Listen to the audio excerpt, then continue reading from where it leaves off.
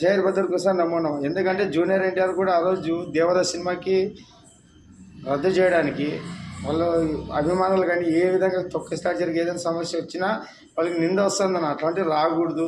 వాళ్ళు ఒక free event అయిపోయినాక కూడా చెప్తారు అన్నమాట, మీరు జాగ్రత్తగా పోండి, మీకు తల్లిదండ్రులు ఉంటారు, భార్య పిల్లలు ఉంటారు, జాగ్రత్తగా మీ ఇంటికి చేరుకోండి. ఎందుకంటే వాళ్ళ అన్న జానకిరామ్ కానీ తండ్రి హరికృష్ణ కానీ వాళ్ళు ప్రమాదంలో కోల్పోయినారు కాబట్టి వాళ్ళు ఎంతో జాగ్రత్తలు చెప్తుంటారు. ఇది తెలుసుకోవాలి ప్రతి ఒక్క హీరో. ఏదో నా ఆర్మీ నాది ఇది అది ఏం ఆర్మీ అని, ఆర్మీ అంటే ఫ్రీ సినిమా చూపాను బెనిఫిట్స్ లేకుండా 2000 3000 ఇట్లా బ్లాక్ టికెట్లు అమ్మి కలెక్షన్ చేసుకొని ఏదో రికార్డు బద్దలు కొడుతున్నామని వ్యాపారం చేసి అభిమానం ఆరాయి దోసుకోవడం అని అంటారు. ఒక పక్క రాజకీయ నాయకులు ట్యాక్సుల రూపంలో జీఎస్టీ రూపంలో ఎన్ని రకాలు దోసుకుంటున్నారో మనం చూస్తున్నాం మొత్తం కేంద్ర రాష్ట్ర ప్రభుత్వాలు. మళ్ళీ ఇప్పుడు మీరు మొత్తానికి నడ్డి ఇడుస్తున్నారు జనాలు గొర్రెలు కాబట్టి రాజకీయ నాయకులు అట్లనే నమ్ముతారు, సినిమా